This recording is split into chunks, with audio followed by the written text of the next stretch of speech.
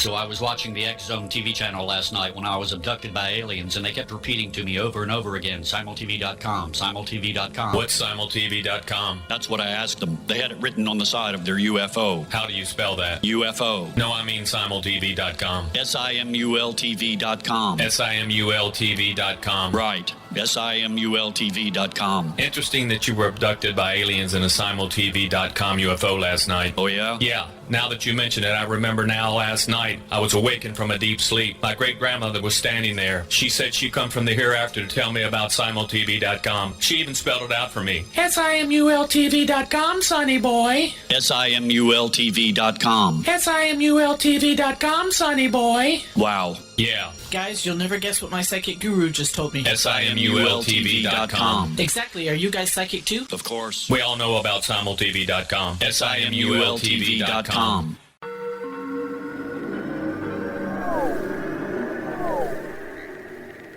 Roswell in the 21st century is a detailed re-examination of the Roswell UFO crash case. I have studied the evidence for more than 30 years, and I now put that evidence under a microscope in a cold case examination of the facts. These facts might not please everyone. They are based on my comprehensive investigation that took years to complete, but they do lead to the conclusion that whatever fell was not built on Earth. The Best of Project Blue Book is based on the 22-year-long investigation conducted by the Air Force. But the book goes far beyond that, bringing in evidence that was uncovered long after Project Blue Book was ordered terminated. Using facts that were unavailable to the Air Force investigators, I was able to prove that the Air Force manipulated the data and drew unrealistic conclusions about the UFO sightings reported to them. My different perspective shows there was more to Project Blue Book than even the Air Force knew. Both books are available at Amazon.com. Join Patty Conklin and Healing Within Radio each week. More than entertainment, Healing Within offers educational, useful tools for everyday life. Listen for help overcoming fear, anxiety, and depression. Patty knows about eliminating cancer, MS, dementia, Parkinson's, and a host of illnesses that we face every day. Life can be good. Life is good. All you need are simple tools to start changing your life. Start right now by visiting pattyconklin.com, PATTICONKLIN. No matter where you are in the world, you can work with Patty through Skype, phone, or in person, visiting one of her retreats in Georgia. Visit pattyconklin.com today or call our offices at 404-474-0086. That's pattyconklin.com or call 404-474-0086.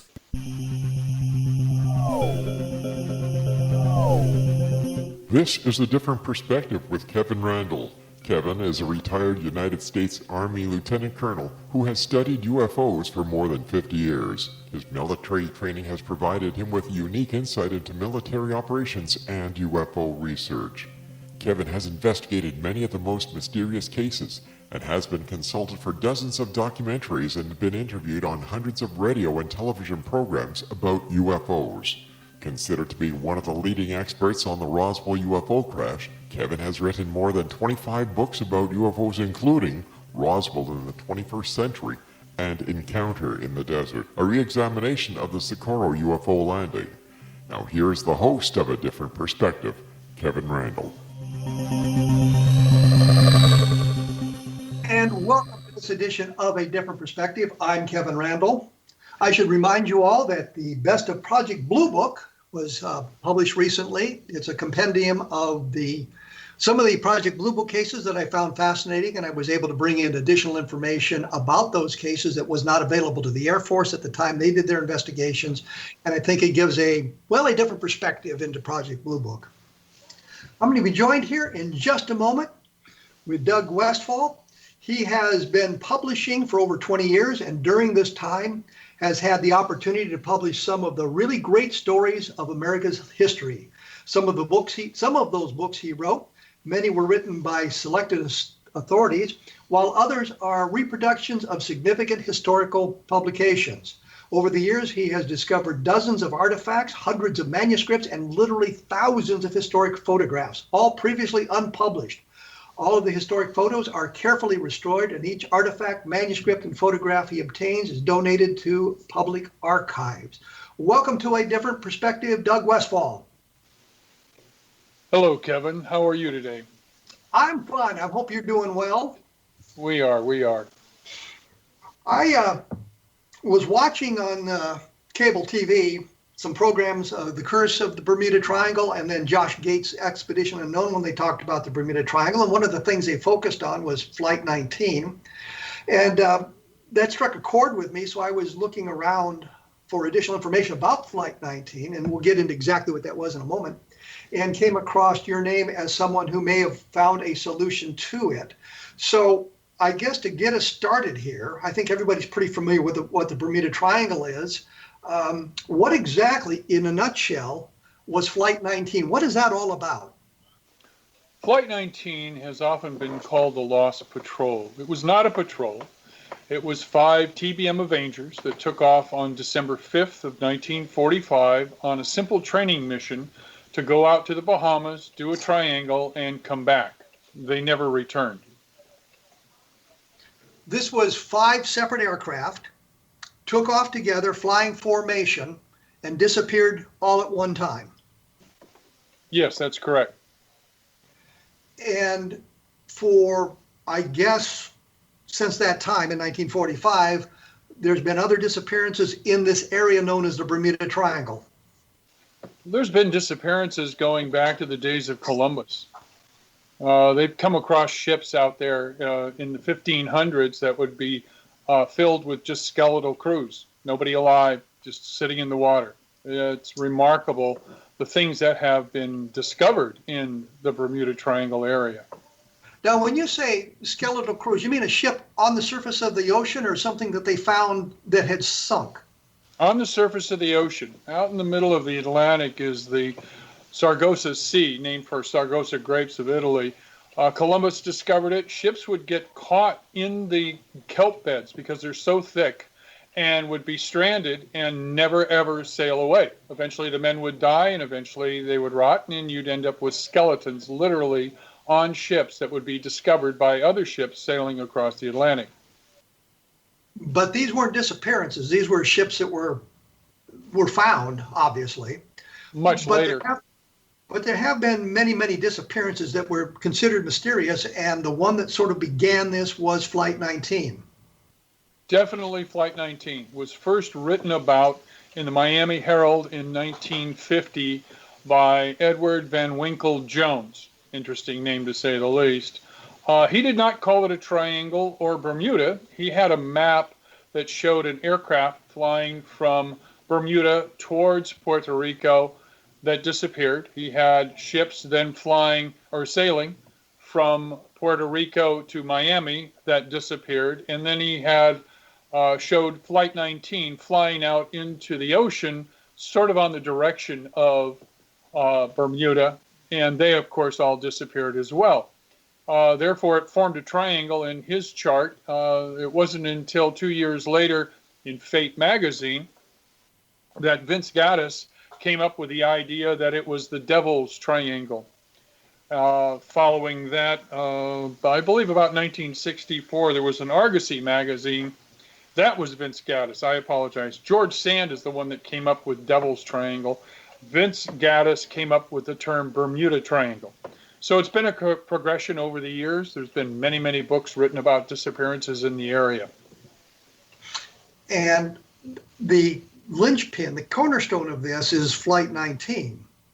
And yes, the one thing I remember is Jim Lorenzen from the old Aerial Phenomena Research Organization. They were holding a symposium or convention in Denver, Colorado, I think in 1974. And the one thing I remember is Jim Lorenzen standing on the stage talking a little bit about the Bermuda Triangle, and he said about specifically Flight 19, you could think of nothing that could happen that would cause a whole flight of aircraft to disappear at once.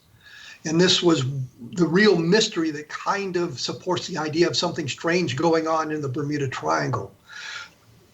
So is there a way that all 5 airplanes can disappear at once? Well, they didn't disappear at once. And if we have all the radio messages that came in, we also have a triangulation by the Coast Guard. They disappeared over a period of time that evening. To preface this, The flight commander, Captain Taylor or Lieutenant Taylor, had requested the flight be grounded. This was in the afternoon, about 3 p.m. That was denied. It was starting to rain, and he asked it to be grounded because the weather wasn't all that great in Fort Lauderdale, where they were based, right? Correct. It had started to rain, and the offshore winds were at about 31 knots, which is pretty severe crosswind. He had requested grounded. It was denied. They took off. We have at least 2 witnesses that saw them fly out over the ocean, one of which is still alive. He was a small boy fishing in the water. We've interviewed him. So we've got them out flying out toward Bermuda, actually Hens and Chicken Shoals, I believe it was, which is kind of a target they use to practice their torpedo bombing. Correct. They had dummy torpedoes and would drop them and then make the 3-point turn, come back and land. There had been a flight the week prior doing the same plan, and because of the northerly winds in the Atlantic, the previous flight had ended up over 100 miles north when it flew into shore. So navigation was a problem over that area because of the winds. Very much so. It's a continual northerly wind. They estimate the northerly winds on the day of Flight 19 were up to 60 knots. So why didn't they get back to Florida? The planes had not been refueled from the morning flights, so they were short fuel to begin with. The Coast Guard triangulation, the only actual sighting, if you will, that we have, is up by Cape Canaveral, about 30 miles offshore. That's the sighting of the first plane that went in the water. It was reported it went in the water at that time. Again, it's a triangulation by the Coast Guard. The planes at that point split up. Some of them believed they were actually below Florida. Others believed they were north of Florida. So 2 flew toward land and 2 flew toward open ocean. Didn't Taylor report that his compasses were malfunctioning? Yes, it had been tested before, but it had been reported bad at one time. In addition, the lightning that was striking was affecting their high-frequency radios, so not all the communications could come through. Again, Taylor had only flown south of Florida and in the Keys. He thought that was the location they had been blown into. So he was mistaken and flew east along with another aircraft. So he's in the Florida Keys, and he believes if he flies east, he's going to run into Florida. Correct. But he is not. He is far north of the Bahamas, actually about 30 miles off Cape Canaveral. So he's flying in the wrong direction. Didn't the other guys in the flight say, hey, we're going the wrong way? 2 of them did. Each of them has a number. Commander of Flight FT-81 flew towards shore. Also, Commander of Flight FT-36 flew towards shore. Taylor was in FT-28. He flew east, as did FT-3, which also flew east. The one that crashed in the water was FT-117. So what we've got is a flight of 5 aircraft. We've got a flight leader who is confused because he believes his compasses are malfunctioning, probably because he's in the wrong place and he thinks he's somewhere else and the directions don't work out for him. He's flying in the wrong direction to get back to Florida, and if he continued on that course, he'd ended out deeper into the Atlantic Ocean. Yes, that's correct. In fact, after Flight 19 officially was announced as disappeared, there are over 50 sightings by aircraft, seacraft, and Army on the shore. So we have 50 sightings that point to where Flight 19 may have been. Okay, let me break in here because I've got to take a time out. The website is www.specialbooks.com, one word, special books with the S and the B also capitalized. I will have additional information up on my blog at www.kevinrandle.blogspot.com. When we come back, we'll continue to talk about Flight 19 and what caused them to disappear. So please stick around.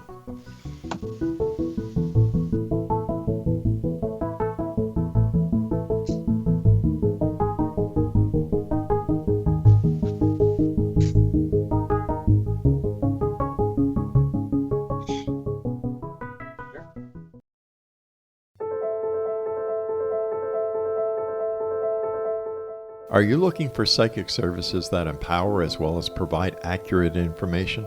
Jenny is a third-generation psychic with extensive esoteric training. A practicing professional intuitive for over 30 years, her accuracy is astounding. While most psychics can read what will happen to you if you don't change directions, Jenny understands the future is subjective. While there is a river of time we all traverse, that river has many waves, eddies, currents, and tributaries from which to choose. With Jenny as your guide, you can explore the many possible outcomes in the river of time and navigate your course to the one of your liking. Take control of your future. Book your life-changing session with Jenny today at www.gen-e.net. That's www.gen-e.net.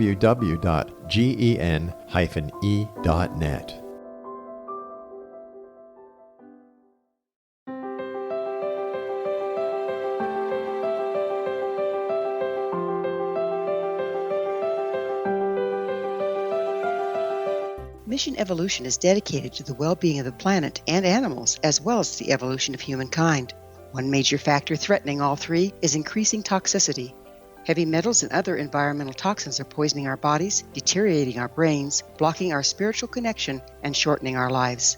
Yet these poisons are extremely difficult to remove. I'm Gwilda Wiyaka, and I recently became aware of a product created from the marriage of nature and nanotechnology called Vitality. It's formulated from zoolite, whose crystalline structure binds toxins, gently carrying them out of the body. The light is only as clear as the window through which it shines. Clear your body, shine your light into the world. Visit vitalityhappens.com for a 20% discount. Enter code PATHHOME.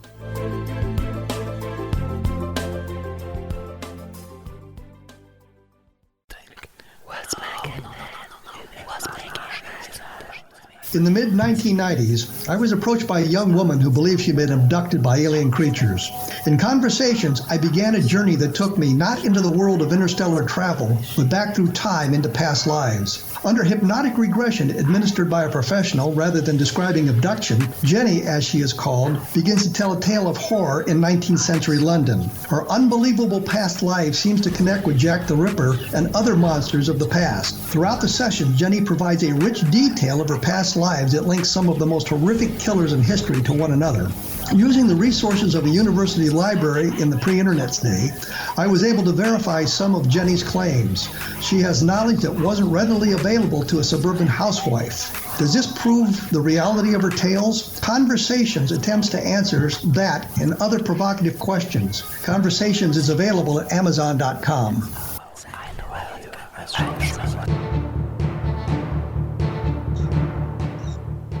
I am with Doug Westfall. We're talking about the Bermuda Triangle and specifically Flight 19 because Doug Westfall has done a great deal of research into Flight 19. This was the 5 of 10 Avenger torpedo bombers that disappeared in 1945.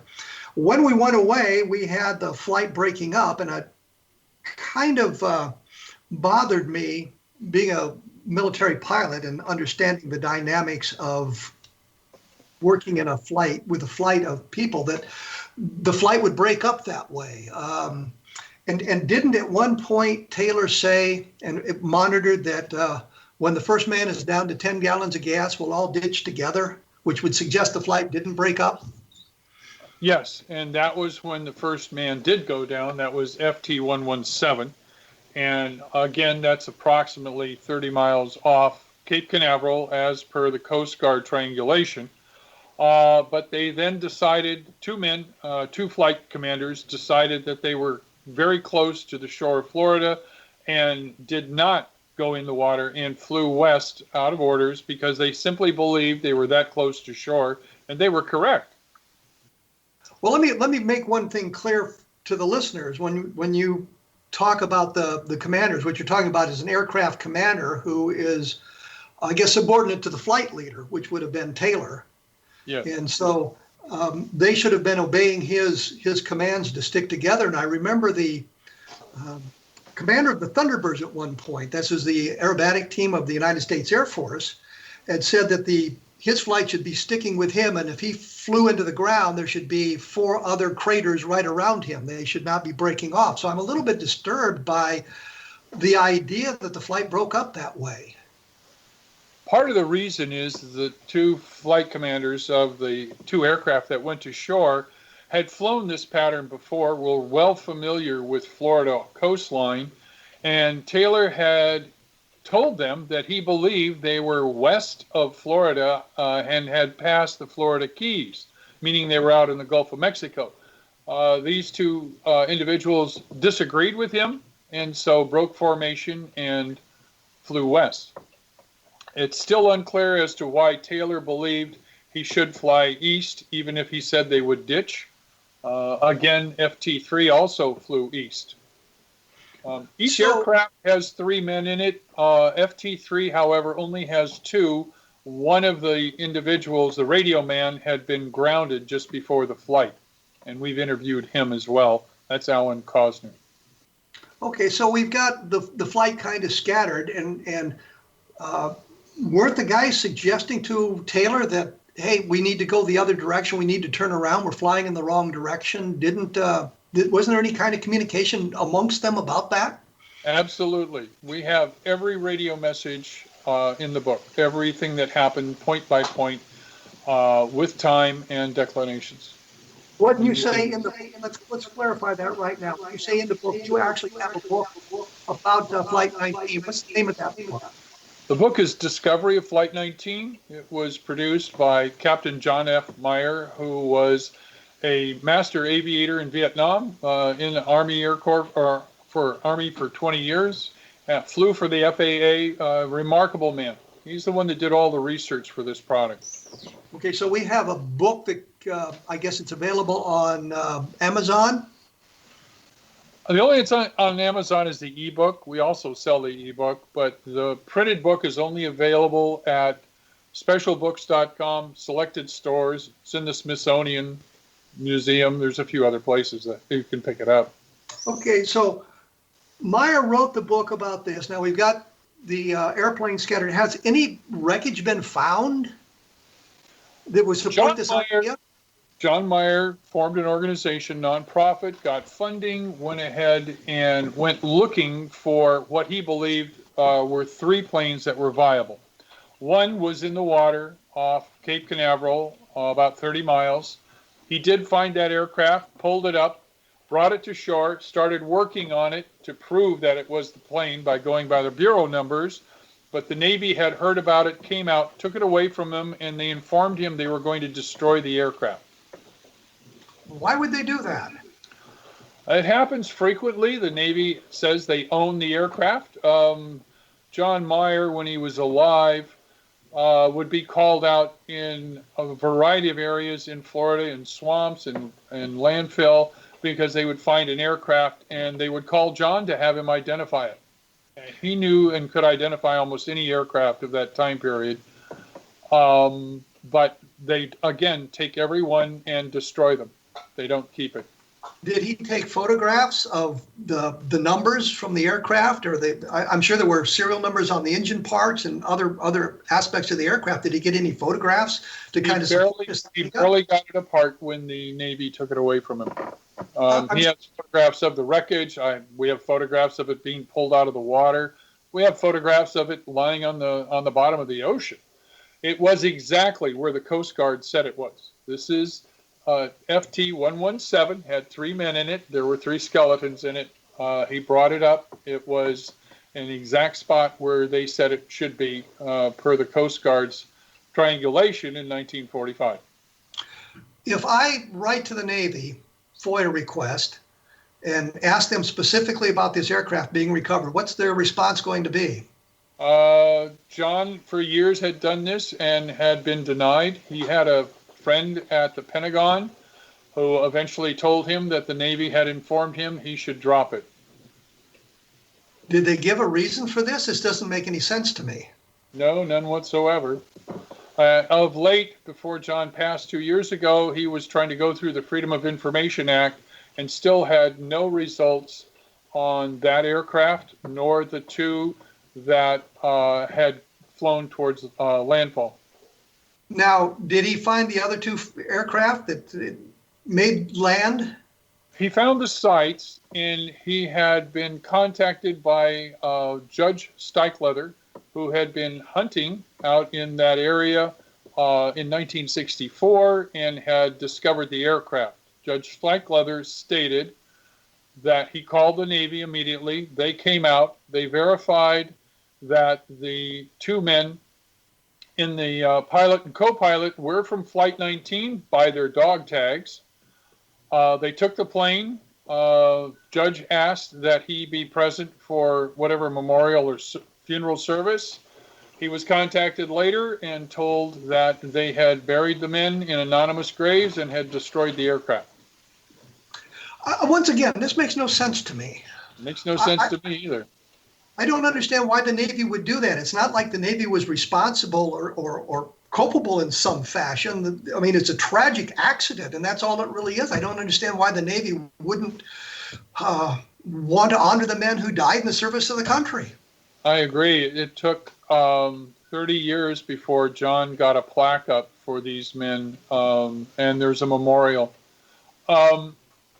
John's take on it, he's very open. Again, he was military, but at the same time, he said, you've got 14 men in 5 aircraft who disappeared in one night.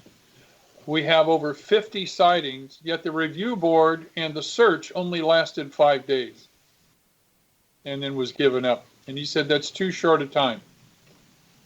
So he feels essentially the Navy dropped the ball and could have possibly found some of these men. Going crashing into the ocean is a difficult thing to survive. Any indications that any of the men survived the accident? Yes, we have numerous sightings of men floating in the water, life raft in the water, and these planes did have life rafts. The aircraft would stay afloat for a period of time, up to 30 minutes, depending upon how it hit. They also had sightings of parachute in water. They know at least 2 men bailed out over open ocean. All these sightings were documented. We have them all in the book. Everything from where the planes hit to where these men drifted, because the northerly current is also very strong. And we have sightings in each locale.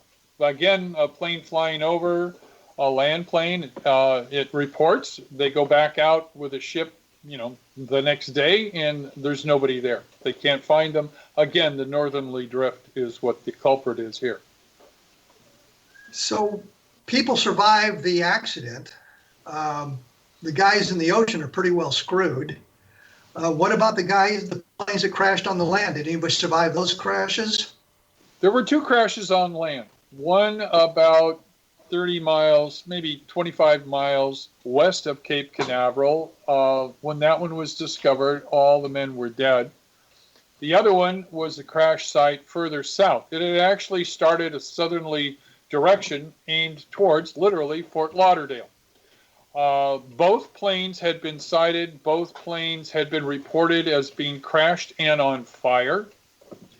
The plane that landed further south, that would be FT-36, that's the one that was discovered by the judge. And it should have had 3 men in it, but the radio man was missing. The side door was blown off, and the parachute was gone. So the suggestion is the radio guy bailed out over land? Yes. In fact, a Pan Am commuter plane was flying northerly, and at about 1 a.m, somebody shot a flare at it. This is rather unusual, even in those times. So the pilot turned on his landing lights, circled around, and saw a man on the ground waving with his arms. Okay, let's break right in the middle of a swamp. I've got to take a time out here. The site is www.specialbooks.com. The book is about Flight 19, and all the information, the photographs are available in the book. I will have additional information at www.kevinrandle.com. And like I say, take a look at Roswell in the 21st Century and Encounter in the Desert, because I think those will also be interesting books about UFOs. We will be back right after this with more with Doug Westfall about Flight 19. So please stick around.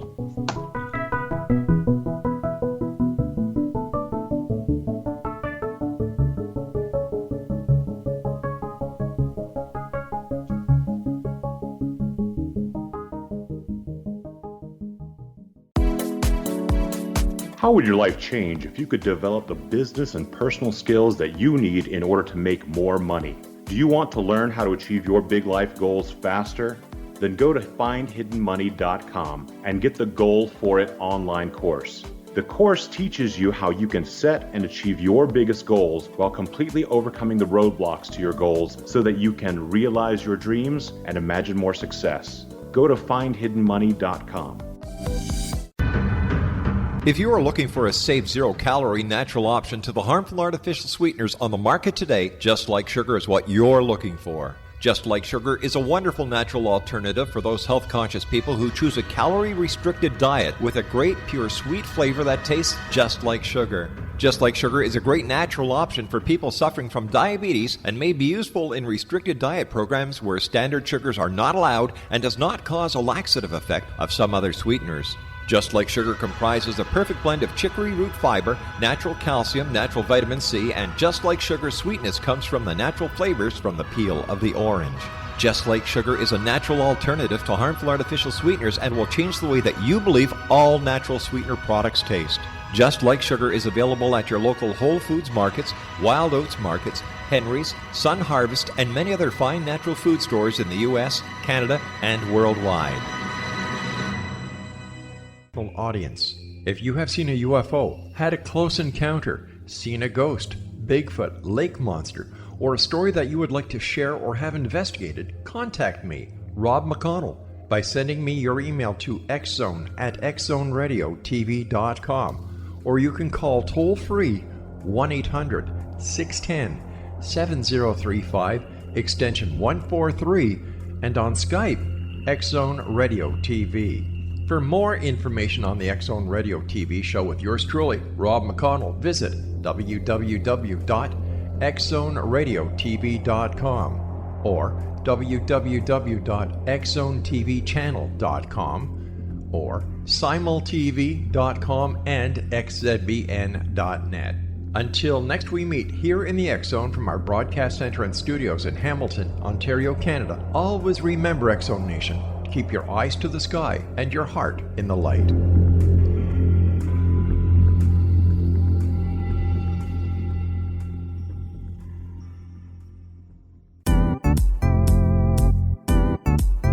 Memorable dynamic presentations are a not-so-secret weapon in the business world. Do you have a powerful message that must be shared, but you haven't found a way to deliver that message? Do you want to be known as a top public speaker who gets amazing results? Are you ready to create and deliver your powerful message? Thomas Hides can help you create and deliver your speech to get the results you desire. Visit iconquality.com.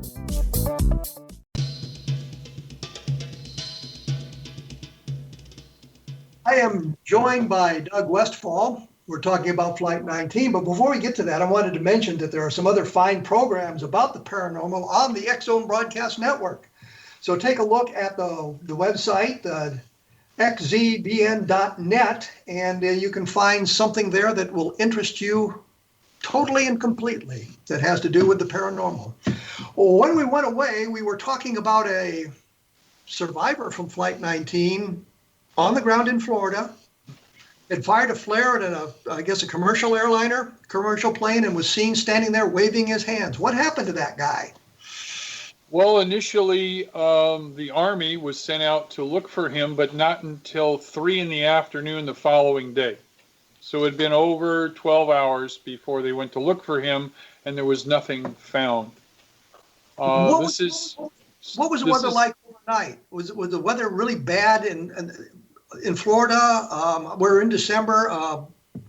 Would it be possible to survive in that environment without the proper gear? John and I always felt that he probably was eaten by alligators. He was in a swamp. It was raining that night. We never heard any more from him until after we published the book. When the book came out, we got notified by Staff Sergeant George Paonessa's family that they know he survived. Not only did he survive... Wait a minute, you're talking about the guy in the swamp, having survived. The Army couldn't find him and he went home? No, he hitchhiked up to NAS Jacksonville, sent a telegram to his brother, who was a Marine on secret duty in Washington, D.C. at 8th and I streets, and said, whatever you heard is wrong. I'm very much alive. We verified the telegram. I have a copy of it. He then disappears again. I found the girlfriend of Staff Sergeant George Panessa. She met him and visited him out in Los Angeles, where he had established a contracting building company, and I found his records out here. Why hasn't this been widely circulated? I mean, there's all these people interested in the Bermuda Triangle, writing all these books about the Bermuda Triangle. Why hasn't this been established before? I've sent out press releases. I've released and gotten interviewed by the Associated Press.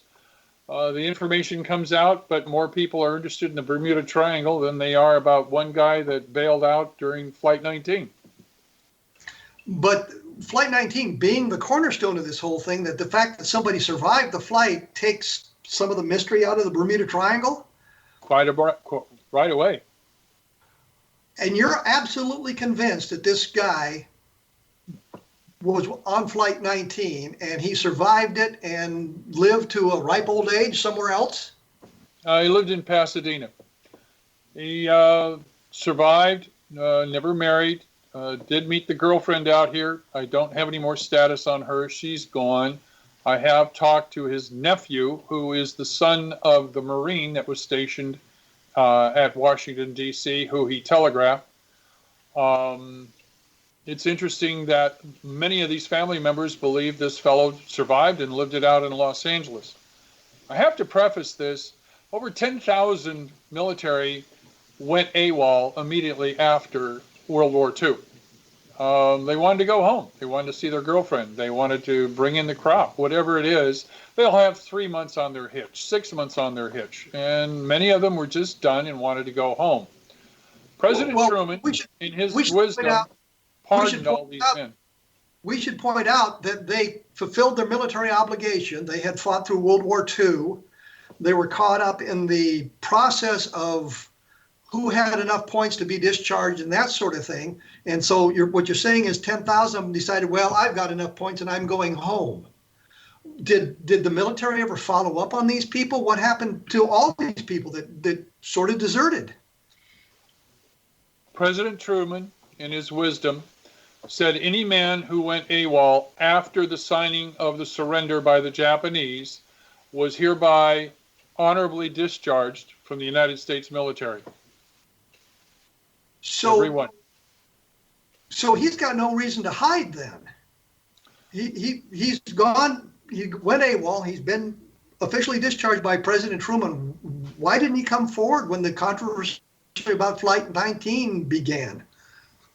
That would have been really, other than the 2 articles in the 50s, nothing really was written or broadcast about that until the 60s, and he had passed away by then.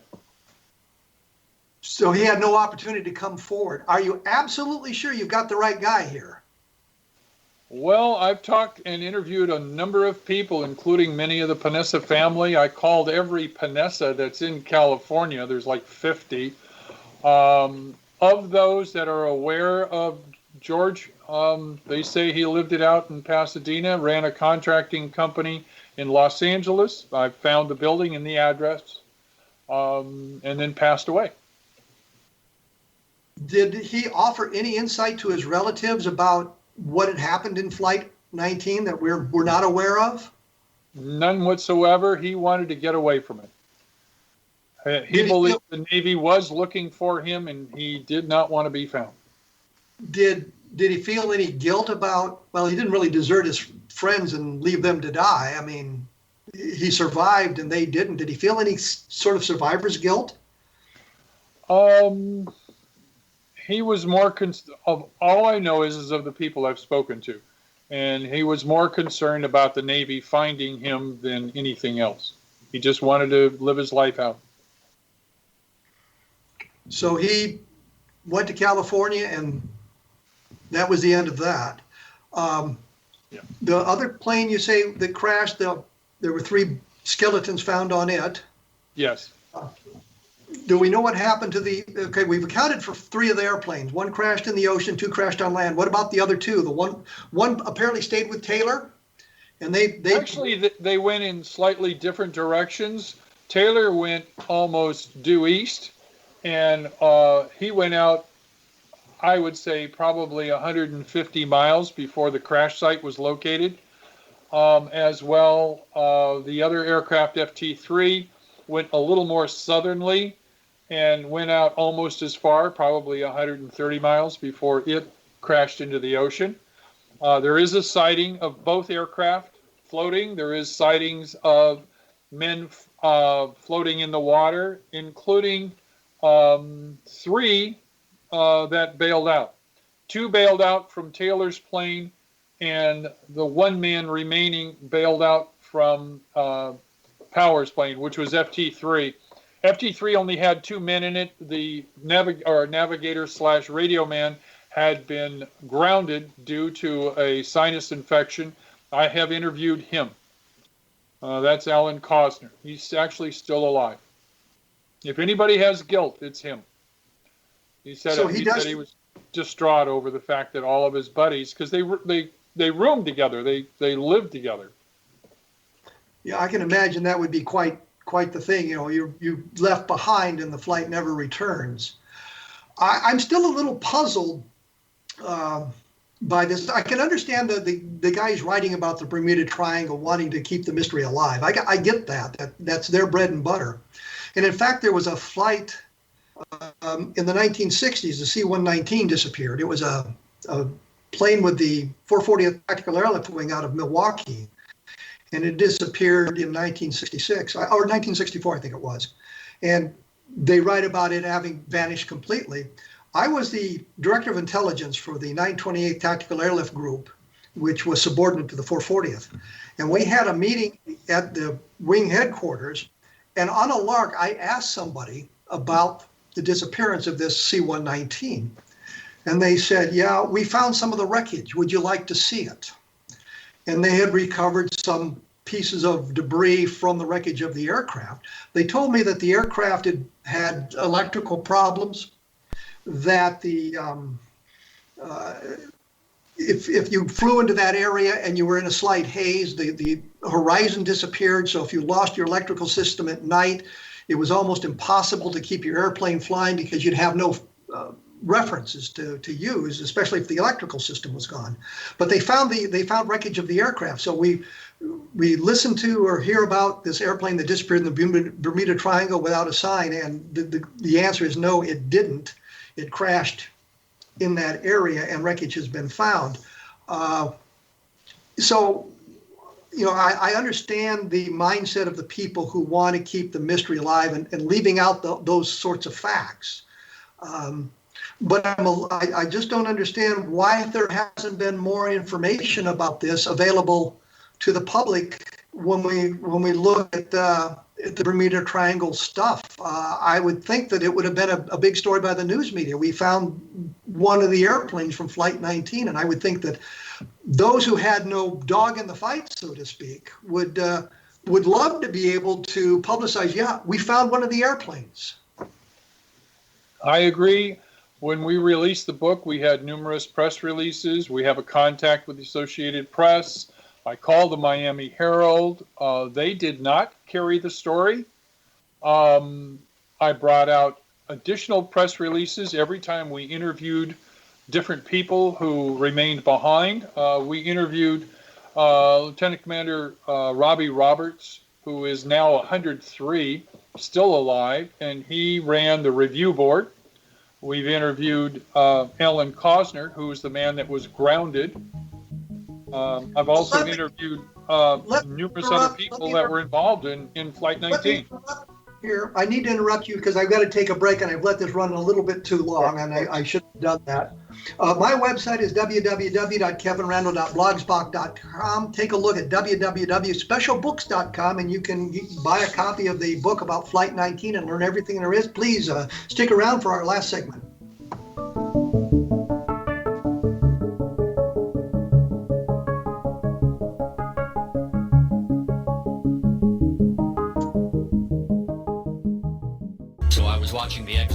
TV channel last night when I was abducted by aliens, and they kept repeating to me over and over again, simultv.com, simultv.com. What's simultv.com? That's what I asked them. They had it written on the side of their UFO. How do you spell that? UFO. No, I mean simultv.com. simultv.com. simultv.com. Right. simultv.com. Interesting that you were abducted by aliens in a simultv.com UFO last night. Oh, yeah? Yeah. Now that you mention it, I remember now last night I was awakened from a deep sleep. My great-grandmother was standing there. She said she come from the hereafter to tell me about simultv.com. She even spelled it out for me. simultv.com, sonny boy. simultv.com. simultv.com, sonny boy. Wow. Yeah. Guys, you'll never guess what my psychic guru just told me. simultv.com. Exactly. Are you guys psychic too? Of course. We all know about simultv.com. simultv.com.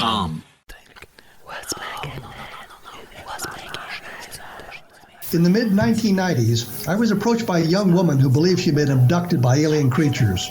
In conversations, I began a journey that took me not into the world of interstellar travel, but back through time into past lives. Under hypnotic regression administered by a professional rather than describing abduction, Jenny, as she is called, begins to tell a tale of horror in 19th century London. Her unbelievable past life seems to connect with Jack the Ripper and other monsters of the past. Throughout the session, Jenny provides a rich detail of her past lives that links some of the most horrific killers in history to one another.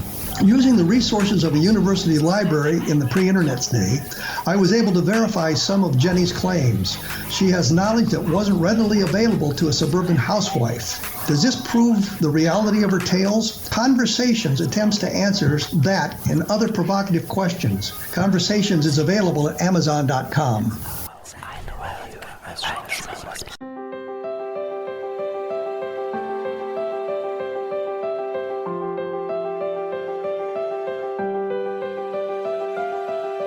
Mission Evolution is dedicated to the well-being of the planet and animals, as well as the evolution of humankind. One major factor threatening all three is increasing toxicity. Heavy metals and other environmental toxins are poisoning our bodies, deteriorating our brains, blocking our spiritual connection, and shortening our lives. Yet these poisons are extremely difficult to remove. I'm Gwilda Wiyaka, and I recently became aware of a product created from the marriage of nature and nanotechnology called Vitality. It's formulated from zoolite, whose crystalline structure binds toxins, gently carrying them out of the body. The light is only as clear as the window through which it shines. Clear your body, shine your light into the world. Visit vitalityhappens.com for a 20% discount. Enter code PATHHOME.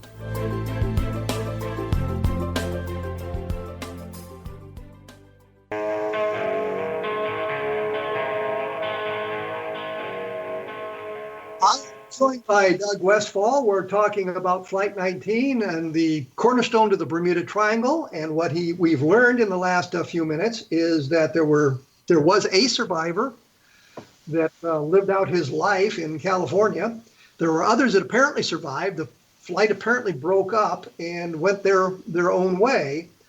And I guess the real question I have is, the airplanes have been found. Is there good documentation to support the idea the airplanes that were found in Florida and in the ocean are parts of Flight 19? Is there good documentation for that? Nothing we have today can prove that. Again, all three aircraft were taken up by the Navy and physically destroyed. The bodies of skeletal bodies that were discovered in the 60s were buried, we were told, in anonymous graves, and there's no way to identify anything at this point. The only physical aircraft we've had is FT-117 that splashed into the water about 30 miles out from Cape Canaveral, that was brought up from the ocean floor and had been started to take apart when the Navy took it away from my author, John Meyer. And we have the telegram that the Marine sergeant sent to his brother? Yes, we do. And that, of course, is reproduced in the book. Yes, it is. So we have a little bit of documentation, but nothing that's really conclusive. Because but you are absolutely convinced Flight 19 has been found. Yes, sir, I do. It just absolutely flabbergasts me that I have been interested in the Bermuda Triangle since I first learned about it in the 1960s, and followed these sorts of things for literally decades. And until I got in touch with you, I had not heard any of this about the aircraft being found. I know that there had been stories on the news that an aircraft had been found, and they would bring it up and it wasn't part of Flight 19. They would check the serial numbers on various bits of equipment and says, no, this doesn't match anything. So the stories that they had found stuff that they believe was part of Flight 19 have been out there, but they have been sort of proven not to be parts of Flight 19. And you're saying the Navy has been covering this thing up since basically the 1940s. That was John Myers' estimation. Again, captain in the Army, master aviator. Well, the man is a remarkable individual, gone now. That was his estimation from what the information he had received and communication with the Navy and the Pentagon. We still have 2 aircraft that have never been pulled up off the sea floor. They are in very deep water. Again, it's a TBM. It's not very big, but I do have the coordinates if anybody wants to go looking. Well, I was going to say that I know parts of the Bermuda Triangle are some of the deepest ocean in parts of the Atlantic Ocean. I mean, if something sank into that area, you would never get down to it because it is so deep. But you're saying the other 2 airplanes are at least shallow enough they could be recovered? I would estimate probably 11,000 feet down. Again, it's not the Titanic. It's not 1,000 feet long. It's a TBM. We're not even 30 feet long. So it would be very, very difficult to locate. Again, modern technology might be able to do so. I have the coordinates if anybody wants to start looking. But you're saying both of them are in 11,000 feet of water? I would guesstimate, yes. So they went into the deepest parts of the Bermuda Triangle then? Yes. We're talking over a couple of 100 miles out. What does the sea do to an aircraft once it's sunk? I mean, doesn't it sort of... Depends on the depth. If you're under 150 feet, it's going to be covered in 8 inches of coral because of the sunlight available. If you get below that, it's probably pretty pristine. The more aluminum, the more the aluminum corrodes. As you know, aluminum actually oxidizes, whereas steel may rust, but if it gets down there deep enough, the pressure and the cold will maintain it for a very long time.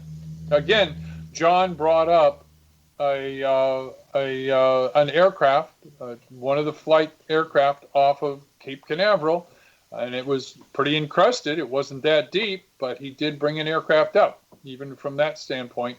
And this is only 15 years ago. So he had an opportunity to recover one of the aircraft, and as you say, the Navy took it away. Yes. As I say, I just cannot believe. I guess I'm flabbergasted by this because of my interest in the Bermuda Triangle and the fact that I didn't know anything about this until I contacted you just a couple of weeks ago. That Flight 19 is, according to what John Myers said, your author, your friend, had been discovered. And the one thing that has always bothered me when we talked was the fact that we've got that transmission where Taylor said, when the first man is down to 10 gallons of gas, we'll all ditch together. But you're saying the flight broke up. They went their separate ways. Yes, and some of the flight radio messages we have indicate that as well. And you've laid all this evidence out in the book. Yes, sir. Every report, every radio message, every interview, and we've interviewed dozens of people, many of whom are now gone, unfortunately. But everything we have points to the fact that the flight broke up. One splash landed in the Atlantic near Cape Canaveral. The other 2 went out to deep ocean. We have sightings for them, for both planes and the men. And then 2 went into shore and crash landed because they simply ran out of fuel. Yeah, as they say, I'm just flummoxed by this whole thing. And I just don't understand how we can determine more, how we can get more evidence. Who would we contact in the Navy to try to learn more about this? What would their reaction be?